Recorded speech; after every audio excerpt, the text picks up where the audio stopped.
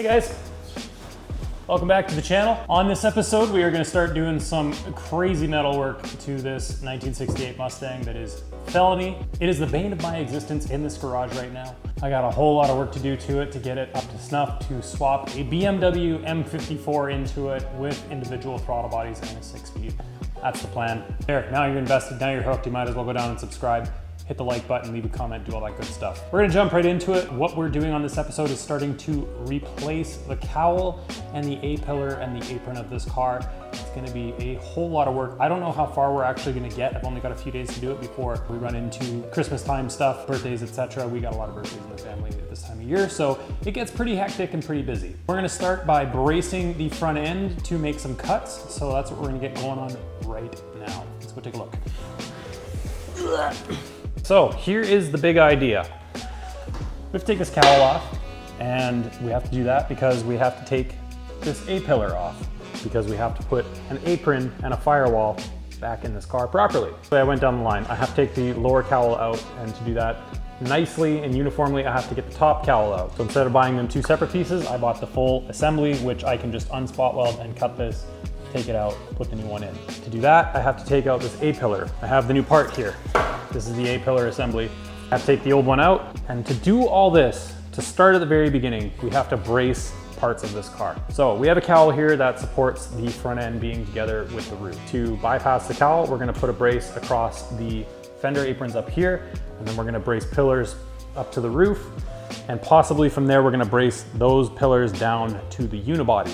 Just the two across here should do it for now.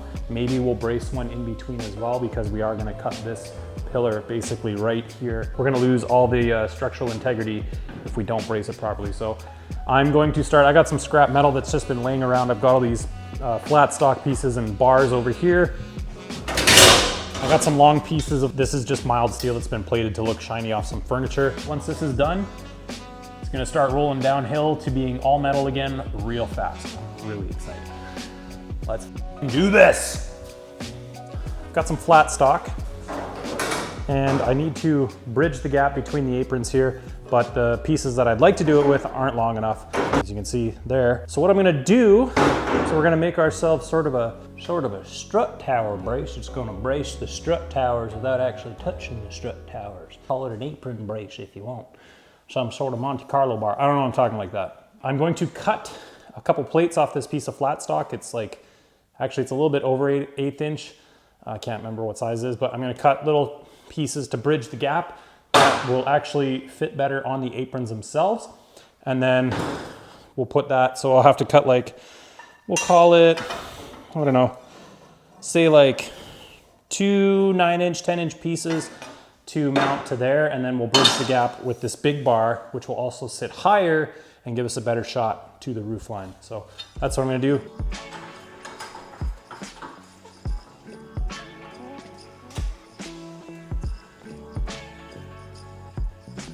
We're just gonna have enough to float the cross piece over and then weld in place. So nothing too fancy. Just gonna cut it, and then prep it, and then we're gonna zap the bar stock.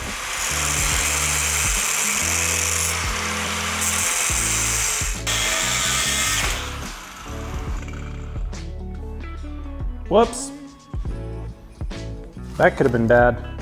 For all I know, that's in my throat already and I'm dead.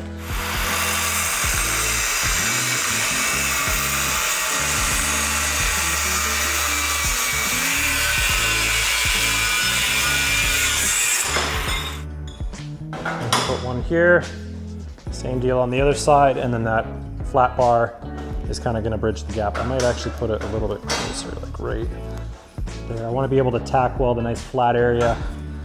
That's going to give us the best chance of success. So I'm probably going to do something like that, and then we'll run these long pieces up to the roof.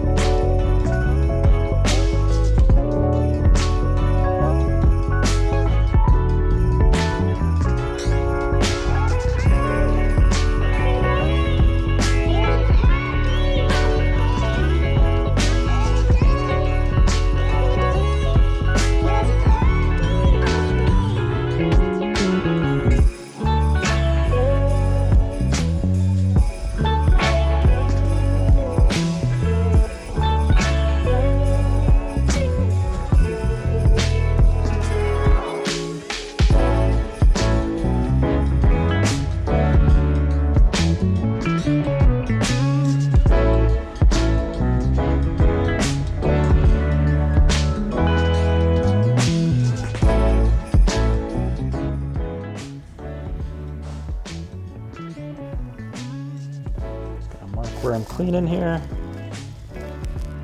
Super simple.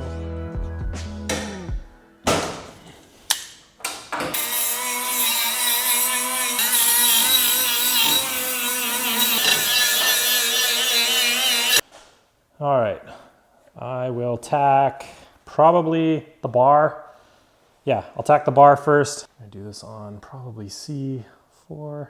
Yeah, tack the bar first, then we'll tack the plate to the aprons here. Hopefully this welder's fixed properly enough. Wow. That was running really good.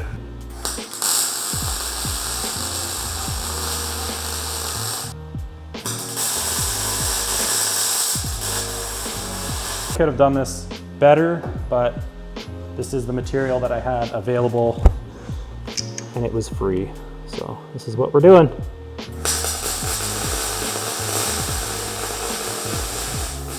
She wasn't zapping like that before. That feed roller was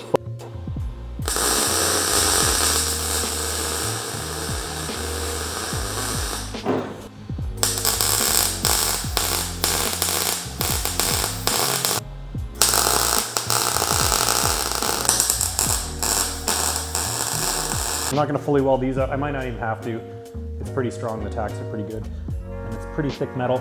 So I don't think I'll have to even really weld it out, but if I do, I'll do it after the down bars from the windshield are in place, which will be, I think I've decided that there'll be something like that. That's gonna give us the best chance of having nothing shift.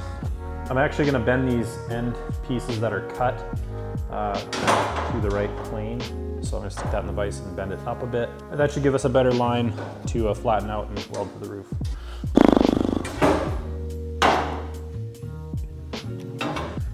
You know, we're not gonna be doing jungle gym stuff on it, but it's gonna keep the car somewhat squared up. And that's what I'm after in this particular instance. So I'm gonna mark where I have to clean that part of the windshield frame to weld to, and then we're gonna weld it.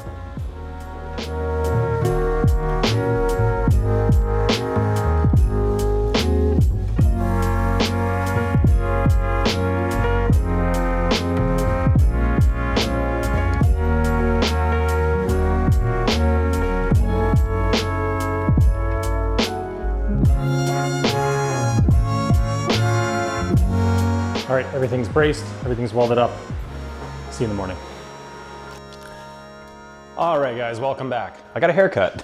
Kind of like an onion, we gotta peel back the layers on this thing. So gotta start by taking the cowl off, and then from the cowl, we can clean up the corner of the pillar here. We have to separate the upper pillar from the lower, which is gonna be a bit of a challenge to do it cleanly. And then I have to repair this damage because I can't actually find an upper pillar readily available. So I gotta figure out what I'm gonna do with that. I might have to cut it and actually flange it and put it back. Right now, the main brunt of the work is gonna be getting the cowl out and then working on getting this A-pillar out. Once we're that far, that's where we're gonna start from putting this all back together. Everything's in place. I'm gonna put this thing on a tripod and I'll probably see you later today after I have the cowl out. So let's get to it.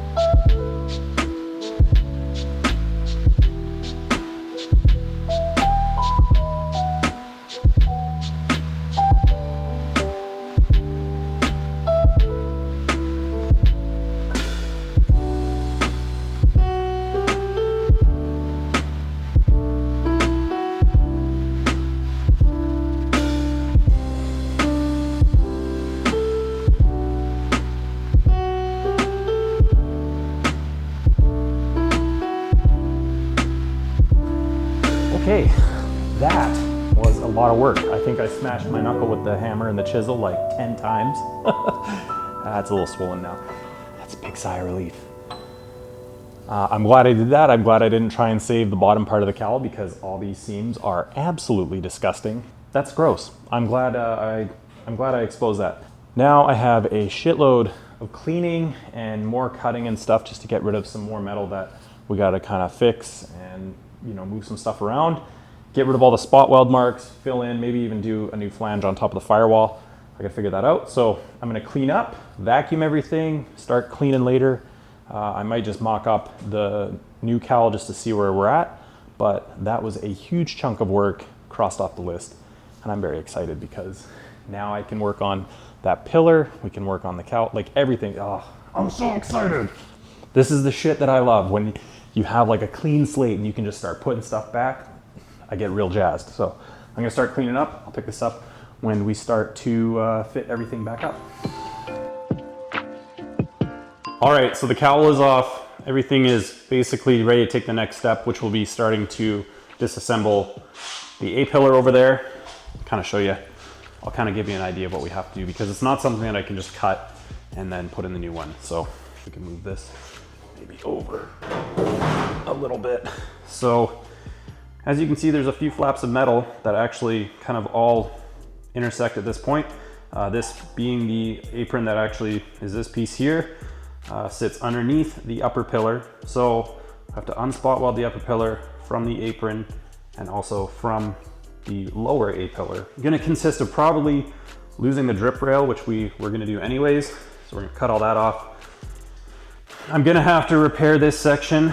So I might actually just have to cut this here and then we'll have to put it back on. So we can't really just like slice it willy-nilly. It has to be a cut that we can actually put back and repair. And it's probably actually even gonna have to be a bit of a cross section because you don't want just one dead seam there that you can weld across because that'll be a weak point. This is all off. That is the very last point of this whole part of the project.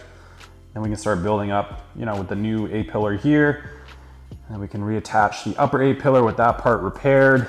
And then the cowl will go in, or the apron will go in, and then on top the new cowl will go. And this will all start to go together really, really well. That is gonna do it for everything on this episode. Literally, like, I was waiting for parts all week and, you know, the holidays are here. All right, folks, I really hate to do this to you. This is not some grand finale for the year, but this is another step in the massive progress that is restoring and modifying the 68 Mustang. Felony has been one of the biggest challenges that I have ever taken on in my life, career of putting together cars, doing YouTube stuff. It's been amazing. I have learned so much this year that I never would have even attempted or thought I was capable of if I hadn't gotten this car. I know a lot of people look at it and go, you're tearing it all down to nothing, you're throwing a lot of it away.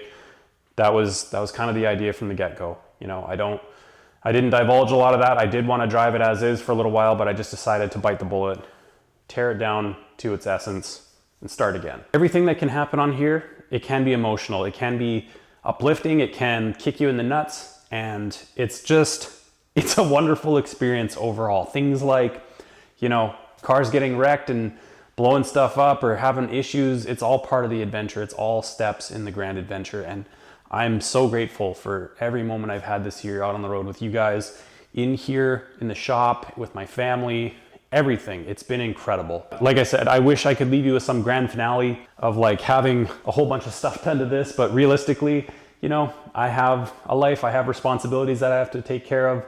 And because I am trying to preserve parts of this and not just cut everything away and do it really janky like, it is gonna take time. And I've said that a million times. I've said that so much, it's starting to get old, I know. 2025 will be the year that this car is on the ground running and we are driving it across to somewhere. I don't know yet. I do have the vision. I can see myself driving this thing. I know it's gonna happen. I feel good about it. Some of the major steps are already out of the way. This is the clean slate to begin building back and making this thing better than ever. I just wanna thank each and every one of you guys that have subscribed and commented and supported the channel this year. It's been incredible. I've actually grown 10 times of my subscriber count from when I started. No paid ads, no shiesty bullshit, just you and me hanging out in here, hanging out on the road, enjoying cars, enjoying videos together. And I could not ask for anything more. So thank you very much. For From the bottom of my heart, I really, really thank you for everything. I wish you the happiest of holidays. Very Merry Christmas and Happy New Year. All the best in your New Year's resolutions and all your new adventures coming in 2025. As always, please be kind, drive hard, avoid Santa and his reindeer, don't get hit by them crossing the street. At some point, I will see you on the road. That's a wrap.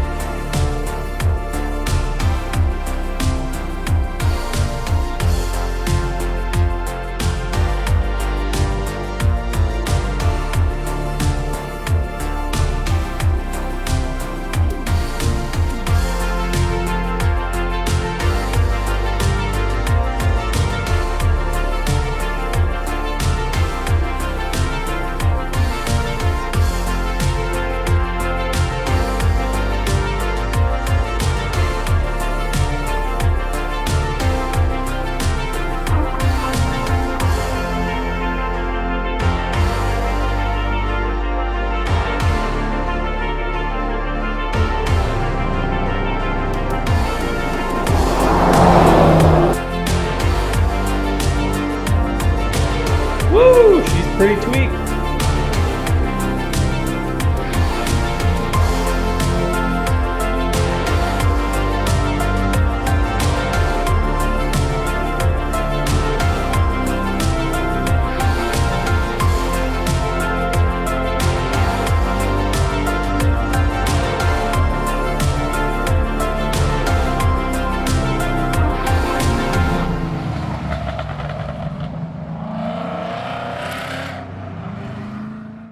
Catch you guys later.